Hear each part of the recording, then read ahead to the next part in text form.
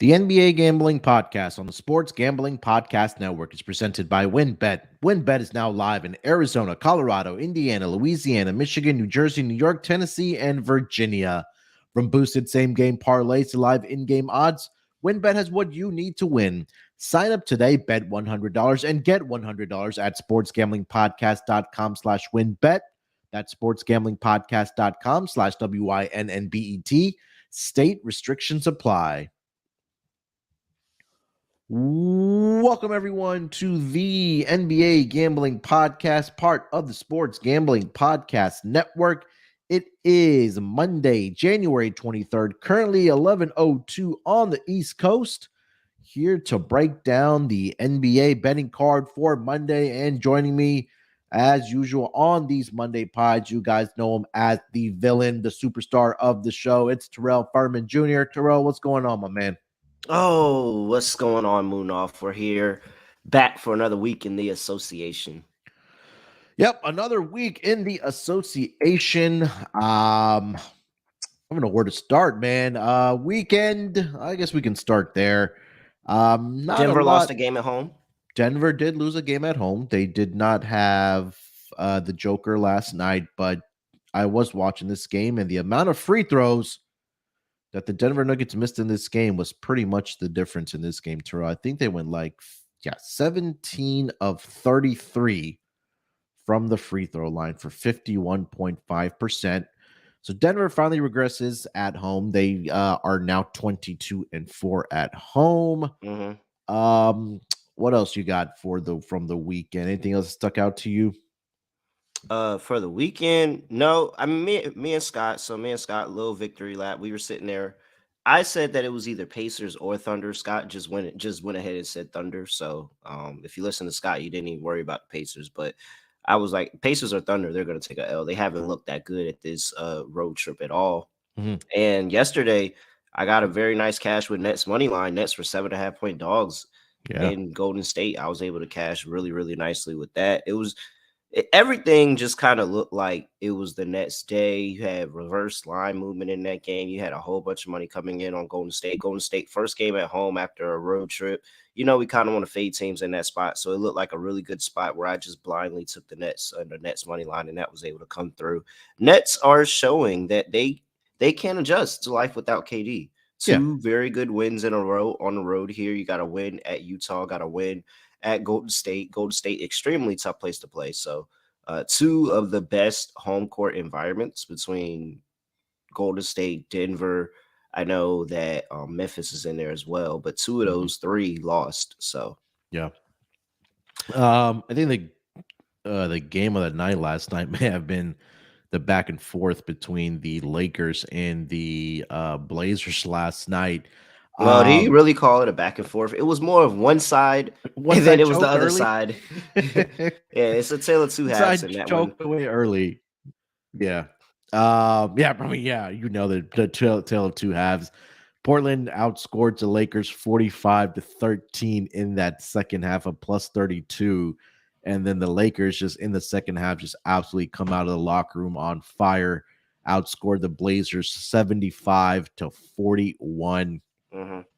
They get the victory in Portland last night, 121-112. Bit of news, I think Anthony Davis should be back later this week from all the things that I saw over the weekend about reports about Anthony Davis returning. Mm-hmm. So I think later this week they should be getting Anthony Davis back for the Lakers. Lakers quietly have turned it on. The last, they got a win. They got a win in Memphis. We got to talk about that a little bit. They got that not in Memphis, but in LA against Memphis, and they were, 7.5 point dogs in that game. Yeah, Shannon Sharpe about to fight the entire Memphis roster, including T. Morant. So you got to throw that out there, but the Lakers have turned it on, and they're playing better basketball. So. You look at their record, they're 22-25 now. I think that they have a winning record over their past 35 games in the association. Now, Tuesday, their next game is going to be rough, and we'll see if they finally end the curse there. But they're playing the Clippers. Yeah. They got the Clippers on Tuesday. And then I think maybe Saturday they get back Anthony Davis in a game against the Boston Celtics, which will be Saturday night prime time, and or maybe for the road trip because they do go on a 5-game road trip starting Saturday to Boston to Brooklyn against the Knicks, Pacers, and then to end it against the excuse me the Pelicans. So, yeah, they've walked rather. Yeah, go ahead. No, I was talking about the playoff race. Yeah, I mean, where are they sitting at? Are they in that playoff bracket right now? No, they're right outside looking in. But if you look at it,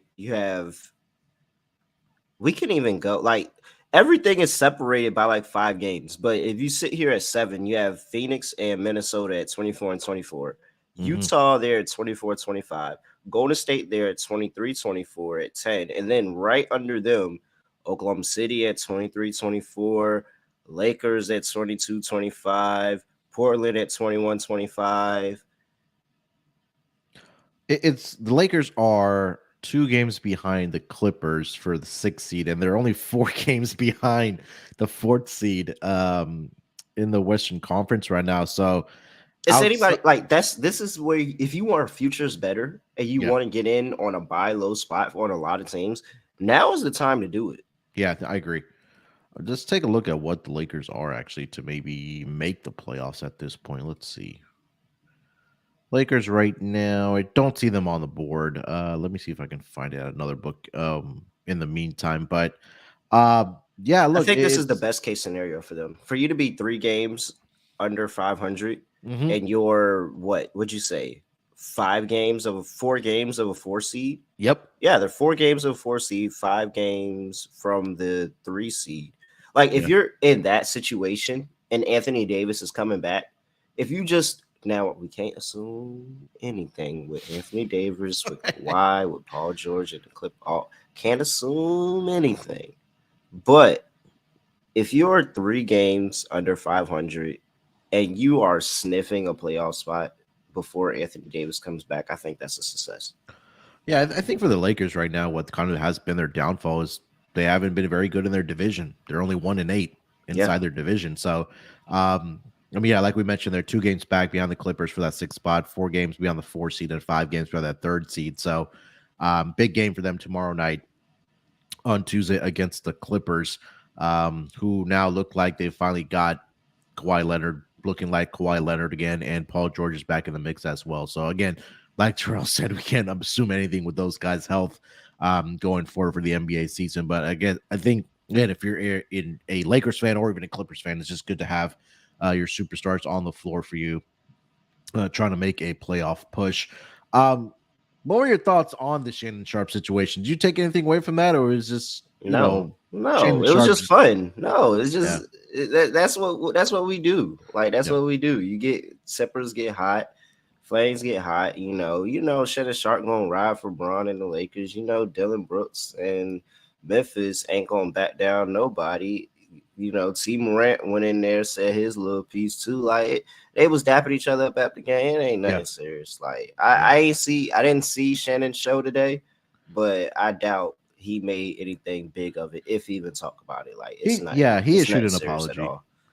He issued like a 2.5-minute apology for whatever happened at the game against the Grizzlies. So yeah, it is what it is. It's just they was drinking a little bit. Everybody having a good time. Like it was one message where it said when your 2 drunk uncles forget why they was even mad at each other, and they show T and Shannon dapping each other up. So yeah, man, it won't nothing serious. Yeah. Anything else from the weekend, Terrell? Nah. Let's get it. All right, let's dive into the schedule for Monday here. We'll kick it off here with the first game on the board. We'll go with the Milwaukee Bucks in Detroit tonight to take on the Detroit Pistons. This line opened up in favor of the Milwaukee Bucks at -11.5. That number is now at -11. Consensus at most books. Total opened up at 231. That number's up to around 235.5. Do see some 236.5, 236 out there as well. Looking at the injury report for both of these teams, for the Milwaukee Bucks, looks like everybody is going to be a go here tonight, including Chris Middleton, who is officially probable here tonight, and also Giannis, who's missed the last, I think, week or so with dealing with knee soreness. He should be back here tonight against the Detroit Pistons as well. For the Pistons, Killian Hayes is questionable tonight. And let's see, Marvin Bagley is out, and as well as Isaiah Stewart is out. So they're going to be a little bit thin up front, are the Detroit Pistons. But Terrell, let's start with the side here. Currently over on WinBet, -11 in favor of the Milwaukee Bucks as a road favorite in Detroit tonight. What are you thinking? Yeah, I know we get in Detroit at double digits, but I just don't know if I can fade the Bucks in this spot with just the Detroit's inability to even be competitive towards the end of games. Like I truly do not know. Detroit can get blown out in the first half, they can get blown out in the second half. And I think that they are a scrappy team. They're a young team. When they're getting a bunch of points, you do like favoring those teams just because of the fact that they want to go out there and compete. They're going to go out there and compete every night. They're going to attempt their best because they're getting minutes. They're getting opportunity. They're in the NBA. But for Detroit, especially with the fact that Milwaukee is now coming back probably at full strength in this game, I don't expect any type of rust off Giannis at all whatsoever. It's just not a part of this game for him to be rusty on a game back. Like, it's either he has a good game or he has a bad game. And I promise you, at 9 times out of 10, he has a good game than a bad game. So I think Giannis is going to be in his form. Chris Middleton may be a little inefficient from the field. Yeah. Just because he's more of getting his shots, jump shots, outside 3-point shots. So he may be a little bit of inefficient from the field, but I expect the Chris Middleton to have a good contribution, at least offensively, where he keeps the offense flowing. He keeps the ball moving. He makes sure that it doesn't get stagnant. He makes sure that they always get the best available shot. Whether he makes it or miss it, now that's going to be something else, but he's going to make sure they get the best available shot, whether it's him or anybody else. So just in terms of basketball, I don't think this is even close with the Milwaukee Bucks. However, I do like Denver here in the first half. Detroit. I do like Detroit here in the first half. And I think that Detroit has, just because of that fact of the young guys are going to want to go out there. They see Giannis on the other side of the court. They see, not defending champions, but they see NBA champions on the other side of the court. And they want to get up for that game. They want to play hard for that game. Now, do they keep it up for the course of 48 minutes? I don't think so. But I think that this is a spot where we've seen them in the past be able to hold serve with these good teams, at least for a half. So I like Pistons in the first half catching points, but I think that they unravel in the second half and just kind of ultimately take the game away. Yeah, I wanted to take the Pistons points full game here, but it kind of, just looking at it deeper, it just feels like that eventually the Milwaukee Bucks, just the pure talent, just the overall better roster, just going to take over at the end for the Bucks and pull away by double digits in this game. And I like your angle about the first half, with the Pistons getting the number at home. Can't argue that, but I think eventually in the second half, the Milwaukee Bucks will definitely pull away. And you're right, like Giannis should again do Giannis things. He's only missed about, I want to say, 5 to 6 games for the Bucks, dealing with that knee soreness. Again, like you said, that Chris Middleton might have a little more rust, or he might be on a minutes restriction here tonight, coming back since he hasn't played since December 15th for the Milwaukee Bucks. But I think a guy that we haven't really talked about in the absence of those two guys has been how well Jrue Holiday has been playing for the Milwaukee Bucks, especially over the last 5 games, where he's averaging 27.2 points per game and close to 10 assists per game. So I think he should continue doing what he's doing, or he has been doing in the last 5 games. Pistons have really struggled defending the perimeter, so I think Jrue Holiday should have his way again here tonight against this Pistons team. Thoughts on the total here? Terrell is currently sitting at 236. Oh, man, it's a lot of money on that over right now. Probably because Giannis and Chris Middleton are probable. I'm still going to go under. I think it's going to be a little bit of rust. Like I said, I think that Detroit makes this a game in the first half, so I think the first half has a good chance of going under. Under is 6-17 in Milwaukee's away games this season. I think that this is just kind of a spot where they said, all right, this is a good bring back squad to get the whole squad together. Like, we're not trying to do too much, just trying to get the whole squad together. And it's a double-digit lead, so it makes me a double-digit spread, excuse me. So it makes me think that, one side isn't going to hold up there at end of the scoring. So I'm going to back the full game under. I think I like the first half just a little bit more, especially with Detroit coming back from overseas. So I think that Detroit can have some shooting struggles, have some jet lag, there's still.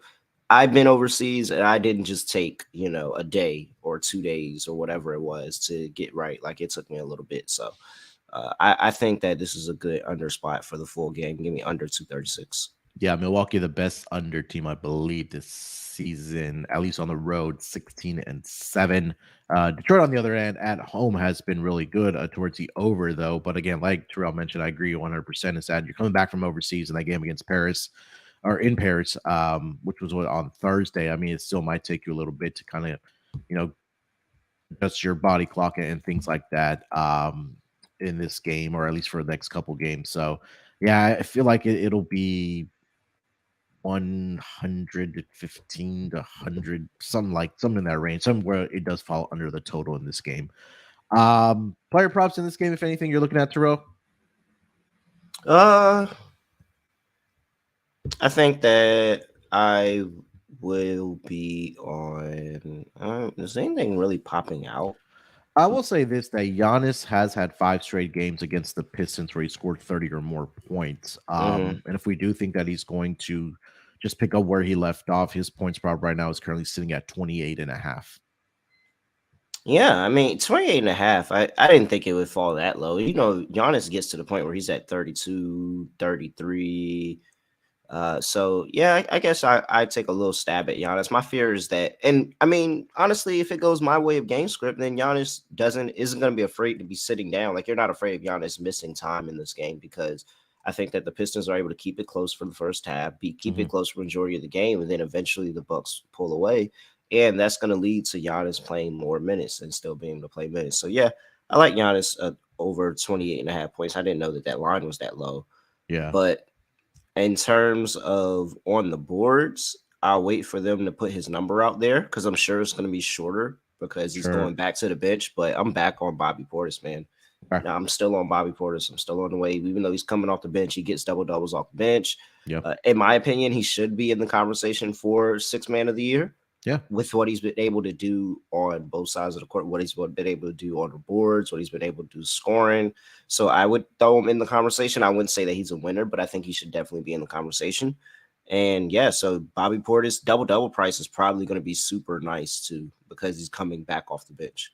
Yeah, I was also looking for Jalen Duren's rebounds here tonight as well. He's back. I know he missed a couple games with an injury for the Pistons, but he did play in that game in Paris where he did have, I believe, and they brought rebounds. Him off the bench. Yeah, but now you don't have bench. Isaiah Stewart in this game, no Marvin Bagley as well, so I think he should be getting the bulk of the minutes, especially in that front court for the Detroit Pistons. So I'll be looking for his either rebounds and double as well. Yeah, I love that play too. Anything else for if I were to play Detroit, one, it would be nothing but the money line. I'm not gonna waste my time with 11, but yeah, I would look for some props like that to back me with Detroit. Yep. All right, let's get over to the next game of the night. It's going to be the Boston Celtics in Orlando. Take on the Magic. Start with the line here. This number opened up in favor of the Boston Celtics, -7.5. Number is at -8 across the board. Total up in about 232. That number's been bet down to 230. Looking at the injury report for the Boston Celtics, they will be a little thin at the guard position. No Marcus Smart here tonight, and no Malcolm Brogdon either. Robert Williams is officially questionable here tonight for the Boston Celtics. And then for the Orlando Magic, pretty clean injury report. Still waiting for Chumo KK to get back. And Jonathan Isaac is officially questionable here tonight for the Orlando Magic. Terrell, let's start with the side here. -8 in favor of the Boston Celtics in Orlando, taking on the Magic. What are the odds that the Magic dominate this series for four games this season? Sometimes the team just has your number. I mean, the 3-0 versus the Celtics against the spread, 2-1 straight up, with the 2 being a back-to-back home set in Boston. I mean, this might be a team that just has their number. Now, I'm not going to back it. I'm going to just go ahead and say Celtics probably is your better bet. Now, of course, I'm not, putting my hard-earned dollars on Celtics -8 against anybody. But I think if you do, you have a really good chance with Boston here. Just one, because of the line movement, there's about over 50% of the bets on Orlando, and you're getting to about 80% of the money on Orlando. So people are really on Orlando, sharps on Orlando, but the line is staying still. The line's not moving. The line actually went up. It opened up at 7.5. It's now currently at 8. Yeah. And I'll be watching line movement in this game later on just to see what happens, and if it does come down with that money on Orlando, or if they're standing serve and saying that, hey, this Boston team has figured it out and they're going to come out here and be able to get a win against the Magic team, who is bottom of the league. Like at the end of the day, they're still bottom of the league. So, probably a good spot to back Boston here, especially with the line movement. I think that's really my determining factor to see what happens with that line. If I see that line getting 8.5, then it's pretty safe to go ahead and fire on Boston there. But if that line comes down or is starting to be some buyback, then it's a complete no bet for me. Yeah, Jason Tatum didn't play the last game against Toronto, which was on Saturday. So a little extra rest for him. Jaylen Brown did play in that game. Boston still got the victory there, 106-104 against Toronto. And this is 3 games and 4 nights for Orlando. Orlando had about 5 days off. And then played 2 games back to a back-to-back set, and now they're playing this one on a Monday. So, yeah, 3 games and 4 nights for them. So, rest factor is not on their side. Yeah, I definitely lean here with the Boston Celtics. But again, we've seen where, like you mentioned, Orlando has covered the number in 3-0, 3-0 ATS against the Celtics this season. Yeah, I think the one thing that does concern me that Orlando's defense has just not been very good over the last 10 games here. From efficiency standpoint, their defensive rating, at least over the last 10 games, I believe, was bottom 3 in the league. Let me double check that. No, I'm sorry. They're actually number 18 over the last 10 games. But their 3-point defenses kind of stuck out, which has been absolutely abysmal over the last 10 games. So I think that's where maybe the Boston Celtics can have the advantage as far as knocking 3-point shots down. They're allowing about 14 makes per game are the Orlando Magic, and allowing teams to shoot about 36.2%, which is around league average. But maybe look at Orlando early, and because, like, Terrell, you mentioned there that this is their 3rd game in 4 nights. That maybe they get some tired legs, and at that point, maybe Boston pulls away. So maybe take a look at Orlando early in the first half here. Thoughts on the total here? 230.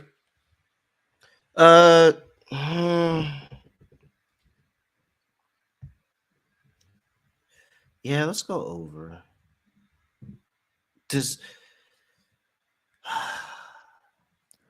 Yeah, I'll go over. That's my fate of Boston. Is that Boston's not going to be able to hold the Magic to under 100 or so points, or Magic will still be able to find ways to score the basketball. I like Boston's team total, though. I think this is a game Boston gets up for, especially after lost the last 2 at home against this team. Like, you're not overlooking them. You were probably overlooking them maybe earlier, but you're not overlooking this team at all this time. You're going to have a full allotment. I think Boston's team total over is probably the best way to go. Yeah, I was leaning towards the over in this game as well, just because defensively Orlando just has not been very good. I mean, take a look at some of their final scores of the last couple games. Boston has 120 in 3 of the last 4 too, and the only one being a road game in Toronto. So, I mean, you're not surprised that they didn't score 120 there. Yeah. I mean, last game, Orlando 138, 118 lost to the Wizards. They did beat the Pelicans 123, 110. They lost to Denver 119, 116.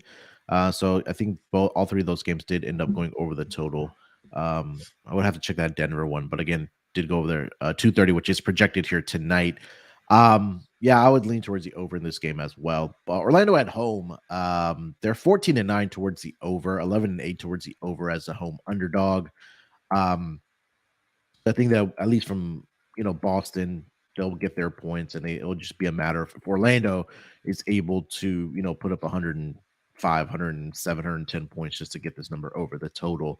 Player props in this game here, Terrell. Anything that you do like? Yeah,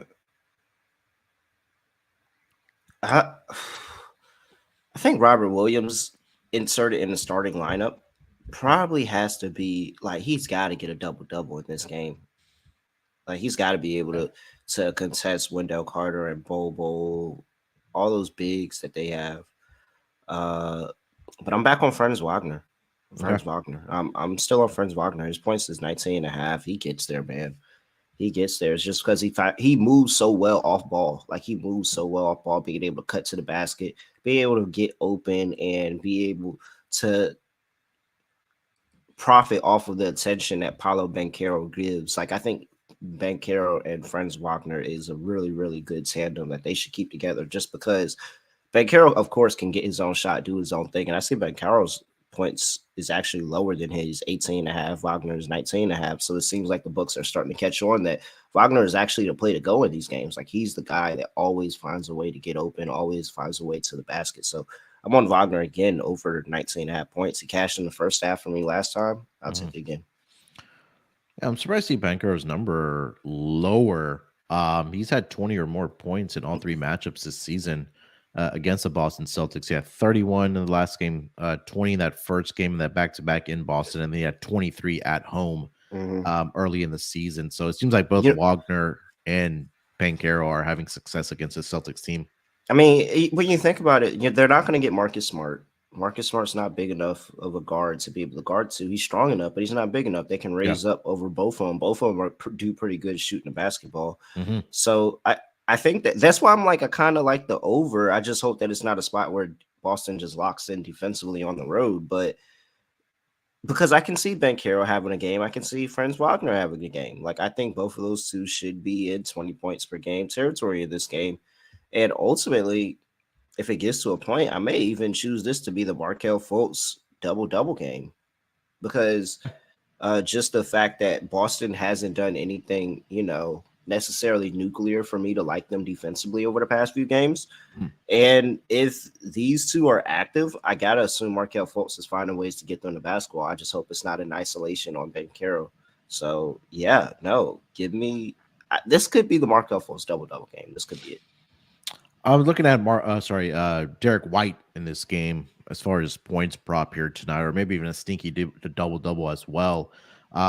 He will be the starting guard again without Malcolm Brogdon and Marcus Smart here tonight for the Boston Celtics. I think the one game that he did start and both of those guys were not in the game, he did post a double-double for the Boston Celtics. So I would be looking at that here. I like his points here tonight. It's at 12.5. Let me see if they have posted the double-double numbers yet. No, I don't see anything for his assists. I'm looking for it. I think I saw 5.5 at plus 125. Yeah, that's what I see for Derek White. Markelle Fultz is also at 5.5 at plus 110. Derek White, double-double 15-1. Markelle Fultz, 15-1 as well. Yeah, I like it. I think he got a good chance. Anything else for this game? No, I think I'm good. All right. I think I'm waiting for that line movement. If I get a line movement towards the Magic, then I may come in on the Magic here, just because no Smart, no Brogdon. But yeah, as of right now, this line's sitting at 8, and 8's kind of a key number in the NBA. This line's sitting at 8. It's just telling me that they really don't know. Yeah. All right. Before we keep it moving here, let me tell you guys where you can get down on all these sides, totals, and player props. That's going to be over at WynnBET. WynnBET is the official online sportsbook of the Sports Gambling Podcast Network. WynnBET is active in a bunch of states, and there's a ton of ways to win, including live betting and same-game parlays.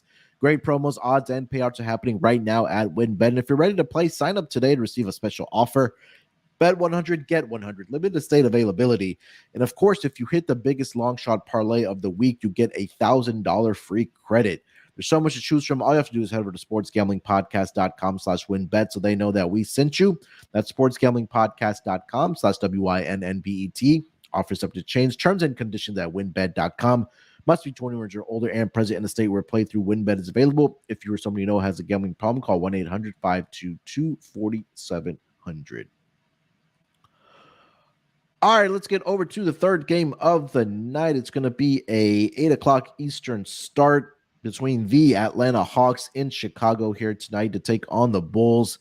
This line opened up in favor of the Chicago Bulls at -1. That number has pretty much stayed the course at -1. Total opened up at 237.5. That number has actually been bet up to 239. Do see some 239.5s out there as well. Looking at the injury report for both of these teams, for the Atlanta Hawks, pretty clean injury report. Only person on there is Onyeka Okongwu. He Mm-hmm. has left hamstring tightness. And then for the Chicago Bulls, Gordon Dragic is questionable with a non-COVID related illness, and Javonte Green continues to recover. I'm sorry, from the right knee surgery.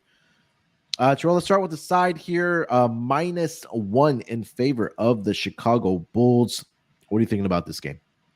Yeah, I mean, for excuse me, Okongwu, that's kind of addition by subtraction for the Hawks because now they don't have to decide, are we starting Clint or are we not? We got to start Clint Capella because we need a big body around Vucevic. Vucevic has been going absolutely crazy these past few games. Yeah. Like when you just sit here and go through his points total, he's a first basket aficionado. So everybody that been talking, asking, hey, we need first basket plays. Well, I mean, Vucevic has been cashing them, and he's been cashing them at a pretty high clip for first basket. I think he's somewhere around the 20, maybe like 15%, something like that.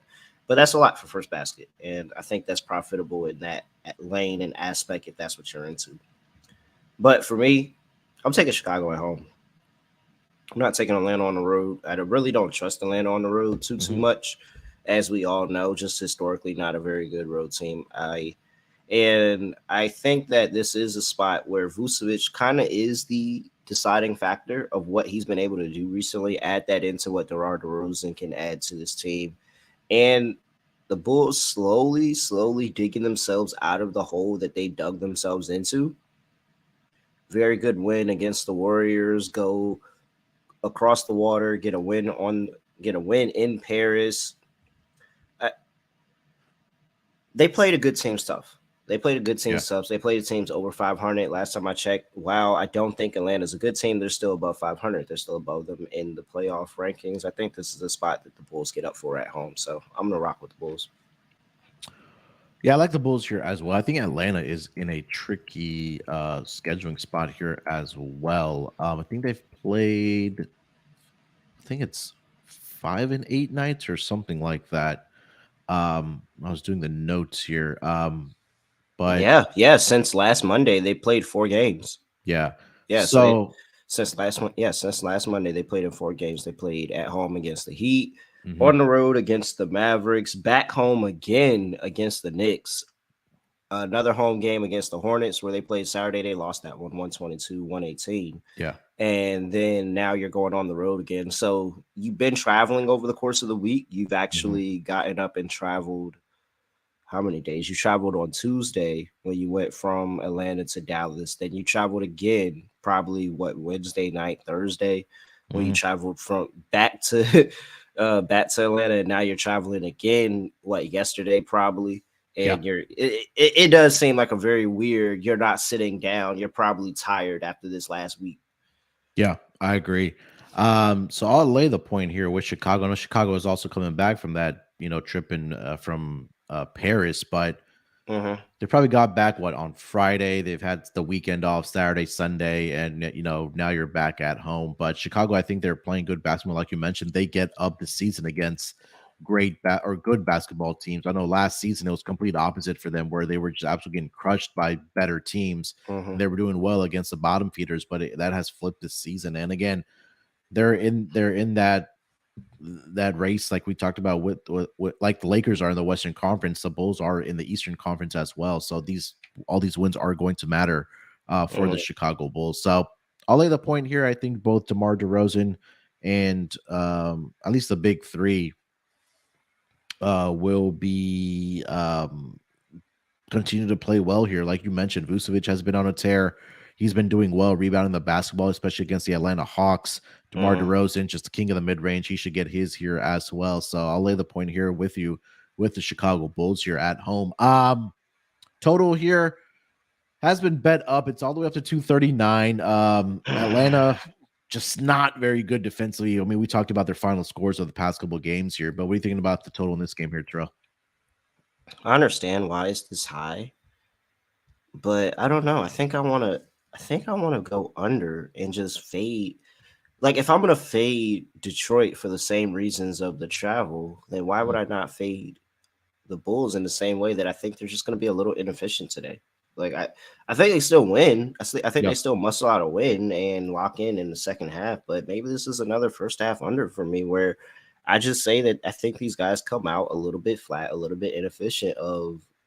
They just had to travel. One, we just talked about all the travel that Atlanta had, and now you're talking about not Boston, but Chicago going all the way over to Paris and back in the span of a week. Yeah, so I think I'm gonna go under here, but I probably won't bet this one. I'll probably still go with the over here in this game. I know it's a big number, but I don't know. Atlanta Hawks defense it's non-existent right now. I mean, we talked about some of the final scores of their last 5 games. They had that 130 to 122 victory, over the Dallas Mavericks, 139-124 against the Knicks, and then they lost 122-118. So they've given up 120 plus points over the last 3 games. But despite they've won 2 out of those 3 games. So right now it just seems like they're trying to outscore their opponent here. So I'll lean with the over in this game. Player props in this game. I know you talked about Vucevic. Anybody else? Yeah, Vucevic. Man, DeMar DeRozan's assist prop has been cashing. Like, let me pull that up and let me get his last 10 games, because I played that when they went overseas in his first game back, and it's really because he has the ball in his hand. And so if teams come try to get the ball out of his hand any way possible, and he's able to find an open shooter or open guy. Yeah. But he had 5 last game overseas. It was at 4.5. So, I bet it was at 4.5. So he got 5, 3, 7, 6, 3, 4, 3, 5, 5, 9, 10. And I could keep going 5, 5, 6. Like, he always hangs around that number. And if it's at that 4.5 still, I love it. I'm going to continue to bet DeMar DeRozan's assists as long as it's under 4.5. It is at 4.5 right now at -105 is what I'm seeing. And I'll just kind of read you off what he's doing, at least against the Atlanta Hawks in the uniform of the Chicago Bulls. So 10, 8, 3, 8, 8, 5. So yeah, 5. And the Hawks aren't afraid to trap. Like, the Hawks aren't afraid to trap on defense. And so that opens everything up. Now, you could get a hockey assist. That kind of, is very unfortunate. Luka suffers from that a lot, getting a hockey assist where it doesn't really come up on his stat sheet. But everybody knows that person only got open because Luka drew the pressure. I think this is a good spot for DeMar DeRozan. Keep his assist streak going. You should get a half an assist for hockey assists in basketball. Yeah, like, I think that if you dish the ball to somebody cutting inside and they foul him and they make both free throws, you should get an assist for that. Yeah, I think you should 100% get an assist for that, because you started that interaction. You got him to the line. He was strong enough and finished at the line, but I think you should 100% get an assist for that.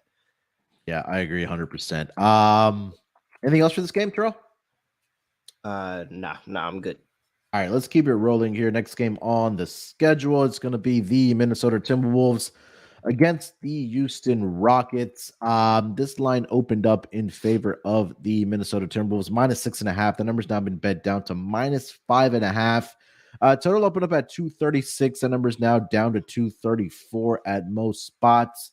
Looking at the injury report for both of these teams, for the Minnesota Timberwolves, Rudy Gobert is questionable here tonight. Taurean Prince is also questionable here tonight. Jordan McLaughlin is also out tonight, and I didn't even know they had Breen Forbes on their roster, but he is questionable here tonight with an illness. For the Rockets, Kevin Porter Jr. is going to be out for this game, and Jabari Smith is also questionable here tonight for the Rockets. So 2 of their 5 stars may be out here for the Rockets. It's going to be a second game of a back-to-back situation here in Houston. The first game, I believe, was in Minnesota. Now they're traveling back here to Houston to play each other again in as many nights. Terrell, let's start with the side here. -5, let's call it, in favor of, -5.5 in favor of the Minnesota Timberwolves in Houston here tonight. Yeah, I'm taking Houston. I'm going with the back-to-back game set, taking the dog, taking the other team that lost. And I really, because I didn't like anything I saw from Minnesota in the first game.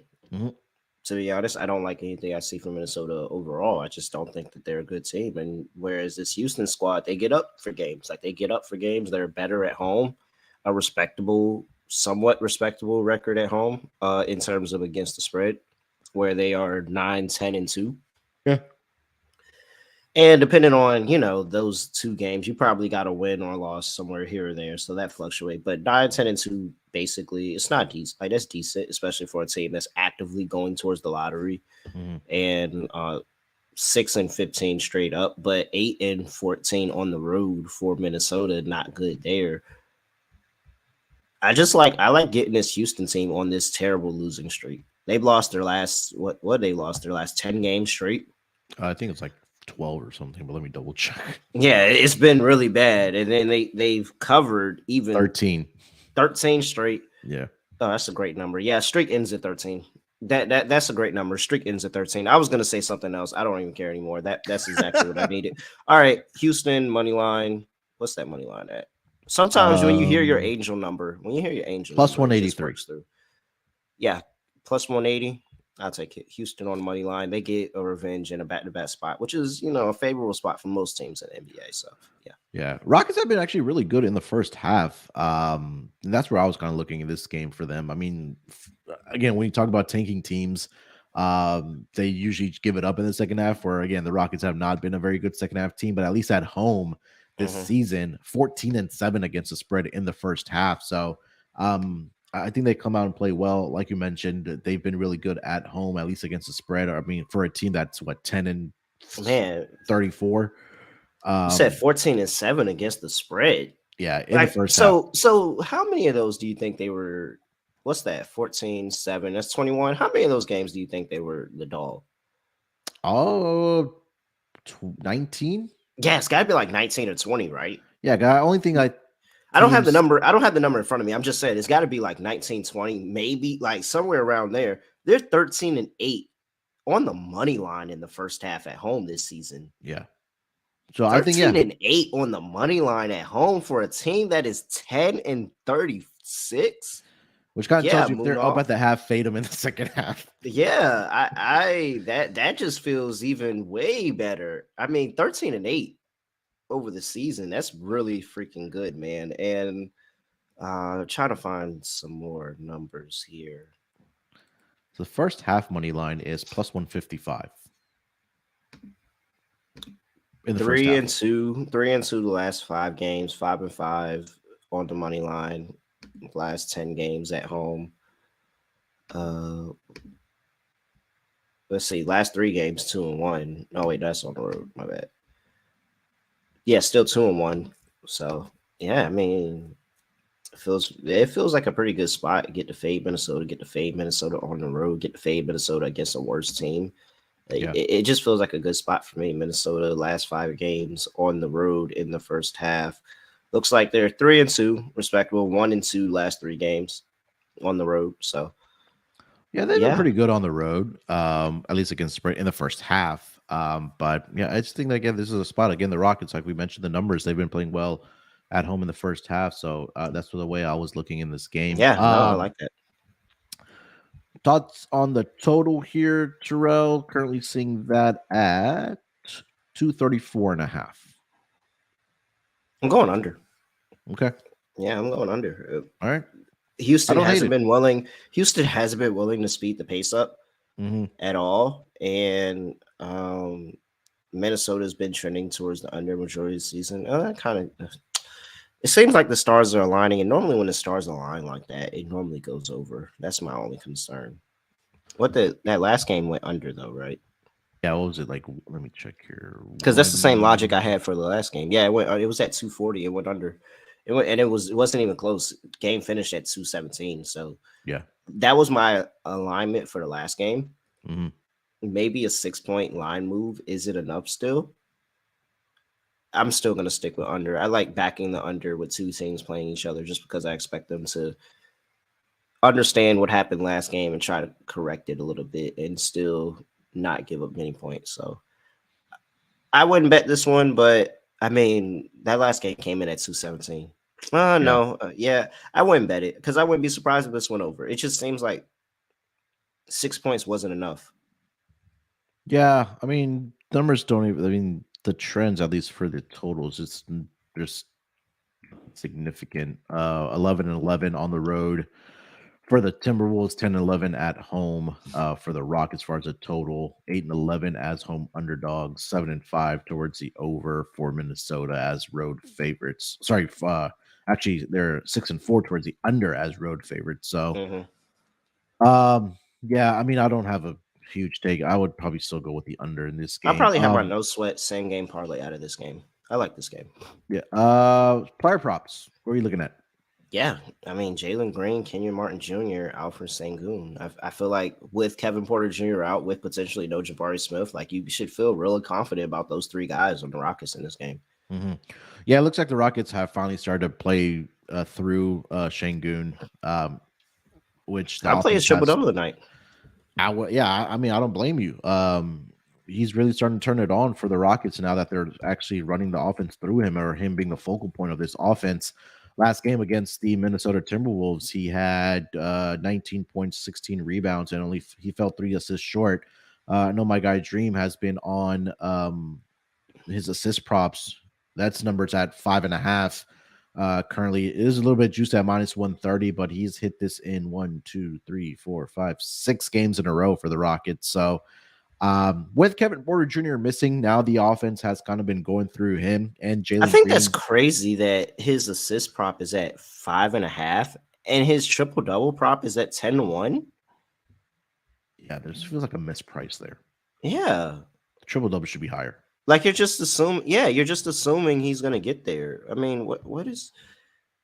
Yeah, I mean 10 plus assists plus 650. Like I don't know. I feel like that they're screwing you on the triple double price. I think if you build it, you might get a better odds.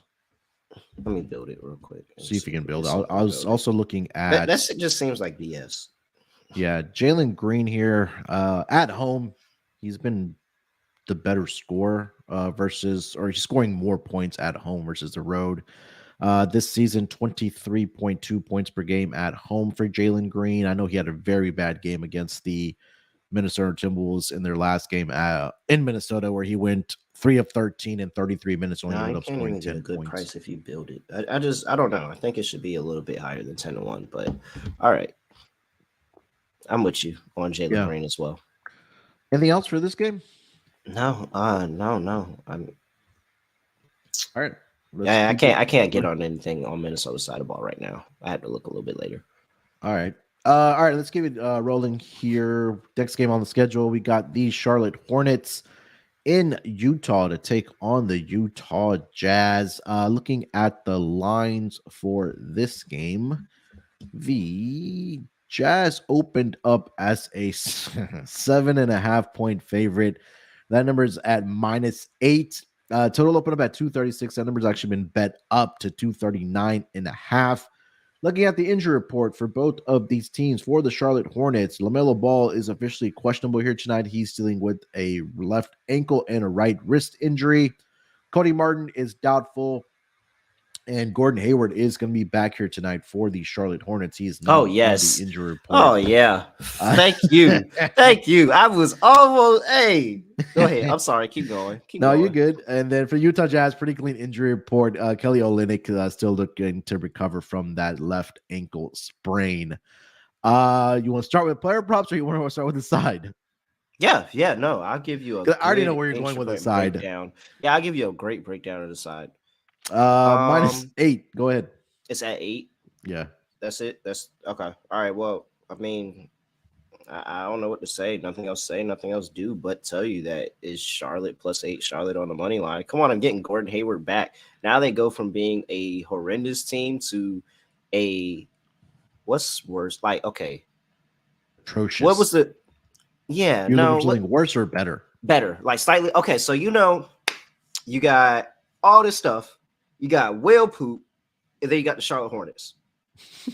With Gordon Hayward, the Charlotte Hornets are right above the whale poop. Not much. They're like, if this is the whale poop, Charlotte Hornets are right there with Gordon Hayward. Without him, then there's them down here. With Gordon Hayward, right above the whale poop.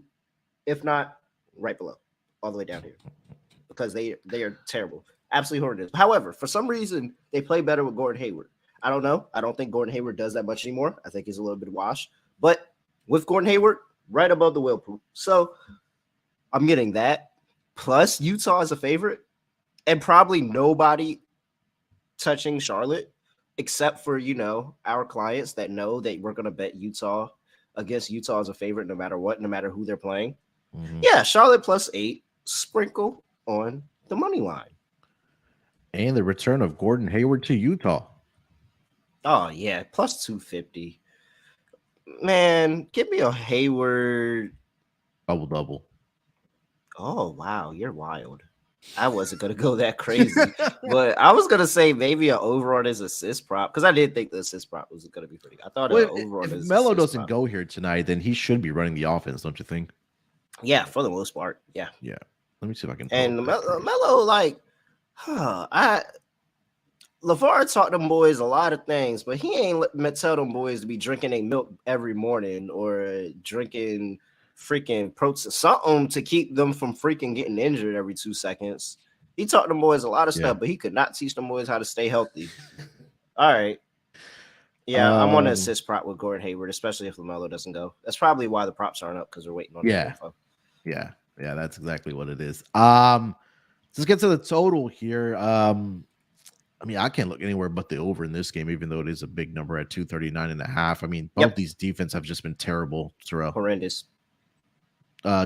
Over for both of us, I think. And again, 3-point defense hasn't been very good either for both these teams. Charlotte, number 26, as far as makes allowed. Jazz, number 29, just in front of the Houston Rockets, as far as makes allowed per game. So I think we'll see some pace here. I think we'll see some efficient offense, especially for the Hornets with Gordon Hayward being back there.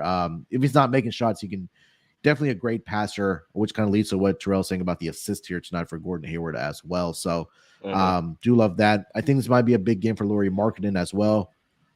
The dude has just been on fire ever since the season started. But over the last 5 games here, Terrell, Lauri Markkanen, 26 points per game, 11.8 rebounds. He's shooting 51.5% from three-point land.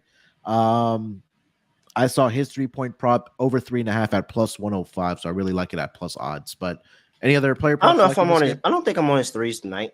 Okay, points just because. Rebounds? Yeah, I think I'm on points. I don't think I'm on the threes tonight. Just because that last game with the Nets, if you watched that game, and I did, trust me, the Nets left him like they just said, we're leaving Lauri wide open from the 3-point land.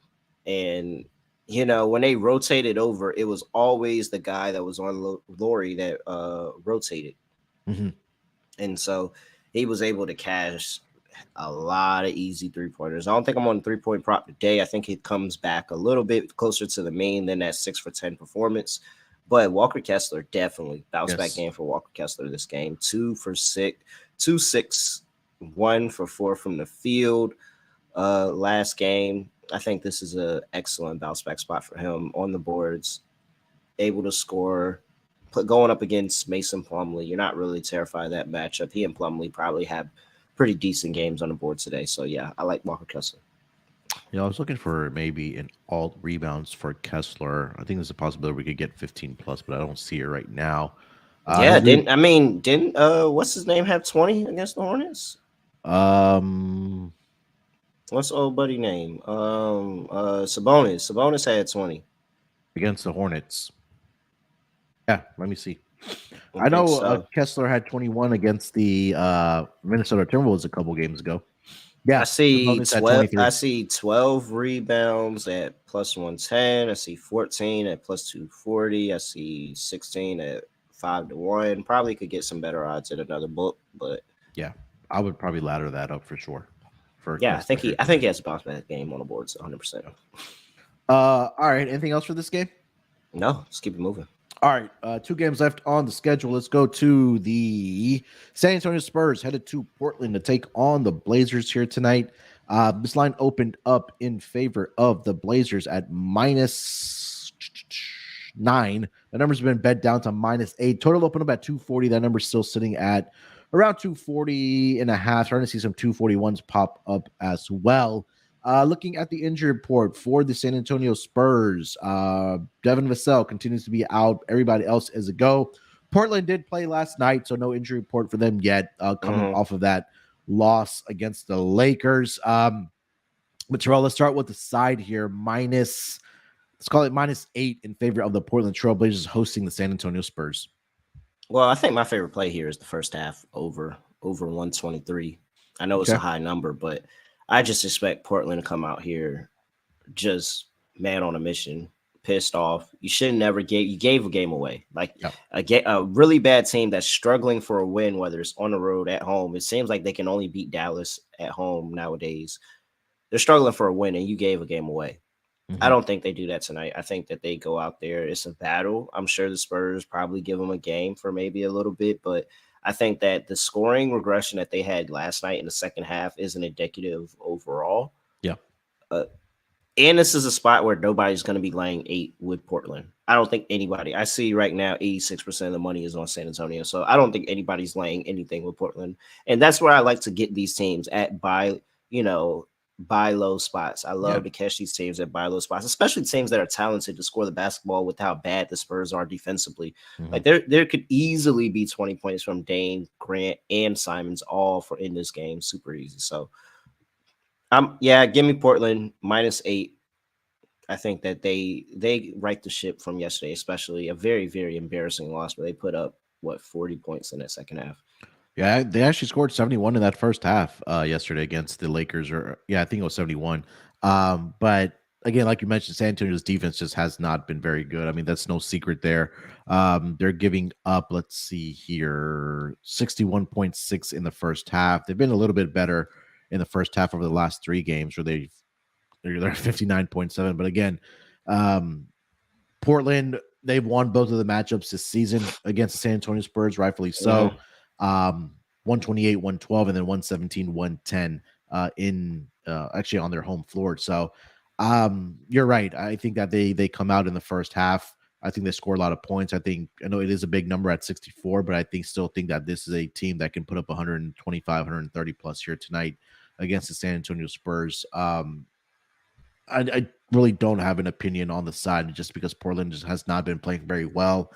This is a game where we talk about those get right spots. This is probably it for Portland, where they just come out and just take their frustrations on the San Antonio Spurs team. But I agree that you'll see a lot of points being put up in this game for sure. Player props in this game, Terrell? Yeah, I mean, I talked about it. I think you're going to see some scoring, especially on the Portland side of the ball here. Give me I'm definitely in the wrong game. That's why I was confused. But yeah, give me let's go with Grant tonight. I think this is a pretty nice spot for Grant.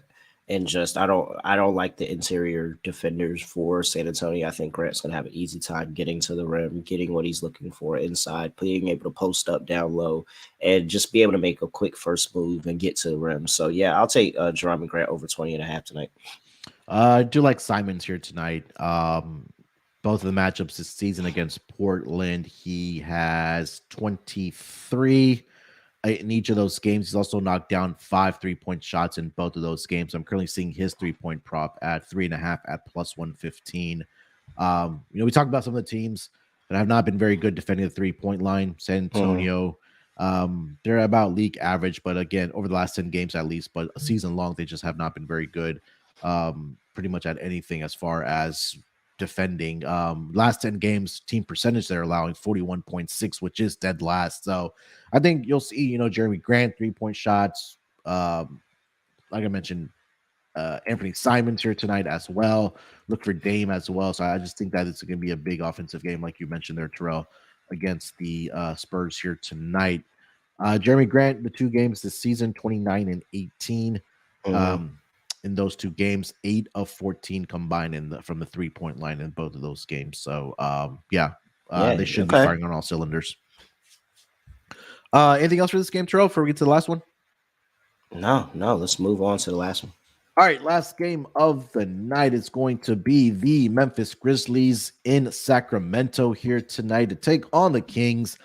This line opened up in favor of the Memphis Grizzlies at -3.5. That number's actually been bet down to -1.5. Total opened up at 243.5. That number has been ballooned up to 247. I think this is probably the highest total that we have seen all season. Looking at the injury report for both of these teams, pretty clean for the Sacramento Kings. Everybody is a go. Memphis did play last night in Phoenix, where they did take the loss 112-110, did come down to the wire, but Phoenix did get the victory there. Now you have Memphis in Sacramento here tonight, taking on the Kings. Terrell, let's call it -1.5 in favor of the Memphis Grizzlies. Yeah, I am going with my Grizzlies in this one. I'm going with my Grizzlies, man. This is a short number. It makes me hesitant because Memphis actually hasn't been as good against the Western Conference as you think they should, especially with how good Sacramento's been at home this season. You know, like the Beam, we talk about it all the time. But the Beam's out of control tonight. I don't think the Beam's going to work tonight. I think that you're going to have some technical difficulties there with the Beam tonight. Memphis knows that they gave one away against the Lakers. They know they fell to the moment, gave one away against the Lakers. And defensively, Memphis is still a really good team. You're sitting here looking at what Sacramento does well, and they're 10th in the NBA in terms of points inside the paint. Well, Memphis is coming in at opponents' points in the paint at last 5 games, 3rd in the NBA. So they're not giving up any points on the inside. They're actually defending the entire length of the court pretty well. I think that Memphis, how they score inside the paint, number 1 team inside the paint. Sacramento has been horrendous at guarding inside the paint. I think Memphis is going to get whatever they want. I'm on a big John Morant game here. Mm-hmm. And I know they're coming off of back-to-back where they got, came up short against Phoenix last night. And we probably should have talked about that in the beginning because that's a loss that you just can't have. Like, you just can't have a loss like that. But, it's these upper echelon of, I won't even say upper echelon because it's the Suns and how they look now. They don't look that good right now. But the Suns and Memphis, they have back and forths, just like Memphis and Golden State have back and forths. I don't think that's enough for me to sit here and fade Memphis again on the road here, laying 1.5. So I'm going to take Memphis here. I think this is a pretty decent spot for them to get a bounce back spot against Sacramento. Yeah, I don't think. Does look ahead worry you that they have Golden State on deck on Wednesday? In Memphis or in Golden State? It's in Golden State. They're currently on a road trip, the West Coast road trip. I mean, yeah, I guess it does slightly, but I mean, they just lost that loss again. Like, you're already kind of kicking yourself with that loss last month against the Suns, and now you just lost against the Suns. No DeAndre Ayton. Yeah. And they're a pretty heavy favorite in that one too. Like this, I just think it's too much of an overcorrection. How do you go from a 7-point favorite in LA to an 8-point favorite in Phoenix, and now you're going to Sacramento and you're down to 1.5? Like, I think it's just too much of an overcorrection there because they lost the last 2 games. And they're a better team than that. Like, everybody has their struggles, and I think that they went from winning 11 straight, was it? 11 straight to losing the last 2 games. Like, I think that's a little bit of an overcorrection for them to be a -1.5-point favorite. So that's why I feel pretty solid about Memphis. Yeah, they have actually won 8 out of the last 9 games against the Sacramento Kings. Have the Memphis Grizzlies. I know the 2 matchups this season. They lost one back on November 22nd.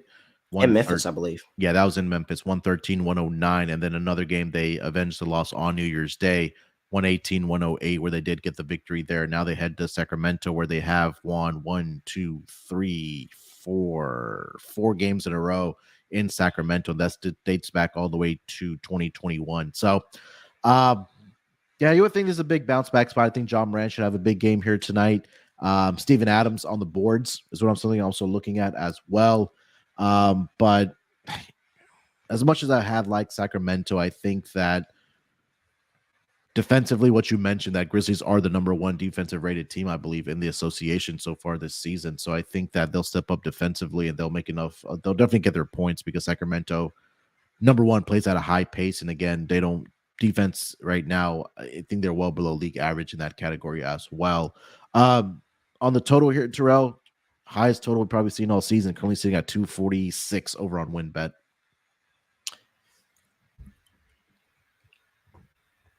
Um,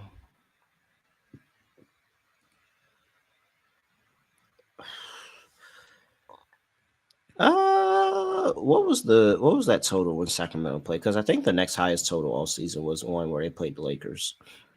I And think that went way under. Yeah, that was like 240. It closed at 244.5. It's really just Sacramento that's bringing all these totals. They have a total of 246 against the Spurs, and that went over. That cleared over. Let's say the two games earlier this season didn't even touch 230. It was 222 and then 226, like the final scores combined. I really think Memphis can get up defensively in this game. I'm gonna go under. I think Sacramento has a dead spot at home. I think Memphis can get up defensively. Yeah, I think the one over that if you may want to play may be the Memphis team total to go over. It is a big number at 124, but prior to the games, the two games this season, the previous games have scored 125, 127, 124, 128. So I think there's a possibility where Memphis just gets whatever they want offensively in this game. Last few games, they've given up 129 to Philly, 113 to OKC, 111 to the Lakers, 119 to Sacramento, 114 to Houston, 115 to Houston. What's that? 111 to Orlando, 136 to the Lakers. So they kept some. I think they kept the bottom teams under that number. So you're looking at Lakers haven't gotten there. They got there once, but they haven't gotten there the last time. OKC didn't get there. Not Sacramento, but San Antonio didn't get there. Houston didn't get there. Orlando didn't get there. But Memphis is something else, and Philly put up 129. So yeah, I'm with you. Listen, it's a high number, but I think we're in a good spot with Memphis. All right. Player props. Ja. Okay. Yeah, I feel comfortable with Ja on the back-to-back and how much they give on the inside and to the painted area. Ja and Brandon Clark for me. Among Steven Adams, I like. To go back to the point to John Morant. I mean, you're spot on. 34 and 35 in the two matchups this season against the Sacramento Kings. I'm looking at Steven Adams in this game. His rebounding prop. He had 23, I believe, in the last matchup against the Kings. Let me double check that. 11 points, 23 rebounds, and in the prior game this season, 16 rebounds. So again, we've talked about really no size inside for the Sacramento Kings. I think that Sabonis should be able to dominate on the boards here tonight. So definitely do love Ja here tonight as well. Just let me see what his number is. It was at 26.5 last night because I remember betting it. Yeah, it's at 20. It's up to 28.5 right now, but I still like it. I think he gets 30 plus here tonight. And then Steven Adams rebounds 11.5 at -125. I'll still take the over on that. Anything else for this game, Terrell? No, let's go. All right. Time for our lock and dog here for the Monday schedule. Let me start with my lock. Where do we go here? For my lock, like a lot of player props here tonight, but you know what? Give me Chicago. Chicago Bulls -1, or just play the money line -115. It is a weird scheduling spot for them coming back from Paris, but they've had the weekend to kind of get acclimated again. It might take a little bit longer, but again, this Atlanta team, we talked about how this is their 5th game in 8 nights, I believe.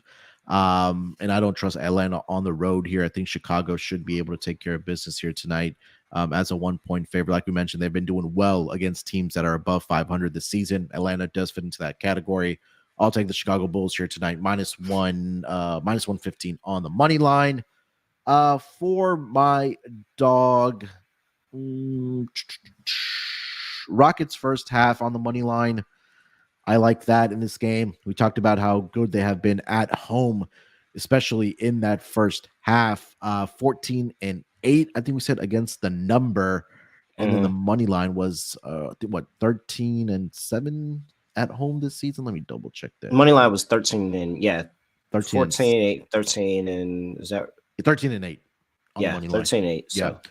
And we talked about how it's the back-to-back games. against the same opponent. Usually the team that loses usually gets up for that second game to kind of even the series. But I think the Rockets have been really good in the first half. So I think it was plus 158 currently over on WinBet for the Houston Rockets in the first half. So I will make that my dog here tonight. Terrell, what do you got for us? All right, going back to Memphis on a back-to-back.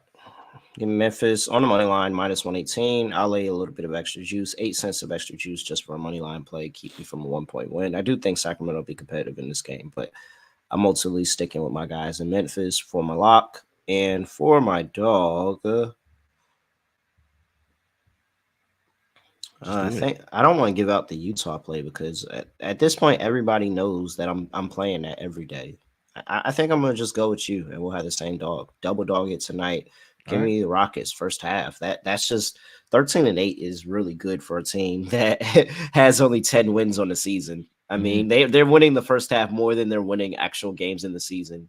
Yep. They have more wins at home in the first half. That is. So, yeah, I'm with you. I'll back them in the first half tonight, especially against the Minnesota squad that I think will definitely be a little bit flat after getting a win at home against the same team. So, yeah, let's do it. All right. So double dog here tonight for myself and Terrell. Rockets first half money line. Hopefully we can get that across the board. And then lock for Terrell. He's taking Memphis tonight against Sacramento Kings. And then for my lock, Chicago Bulls on the money line against the Atlanta Hawks. All right, that's going to do it for this edition of the NBA Gambling Podcast. Terrell, anything else you want to get off your chest before we get out of here, my man? No, man, nothing important. You know, I'm 100% locked into the NBA now, so you don't got to worry about me at NFL anymore. You know, if you know, you know. We're not going to say anything else on that, but you don't have to worry about me at NFL anymore. I'm 100% locked into the NBA for the rest of the season, so let's make some cash. Yes, sir. Yeah, make sure to follow Terrell on Twitter at @reallyrail__. Follow me on Twitter at sportsnerd824. Make sure to like the live stream right now. And if you haven't already, subscribe to the NBA Gambling Podcast YouTube channel. You'll know when we go live every single day, Monday through Friday. And then again, follow us on Twitter at SGPNNBA. And if you've missed the pod, you haven't gotten a chance, just make sure to go over to the website, sportsgamblingpodcast.com. Hit that NBA tab. You'll see our picks put up there, courtesy of Tally Site. So make sure to check us out on all of our picks there as well. All right, Scott, myself, and Delonte will be back tomorrow for the Tuesday games, and then Terrell and Scott will be there for the Wednesday games as usual. So again, usually try to go around 11 Eastern every single day for you guys. All right, good luck with your bets. Let's break these books off and let it ride.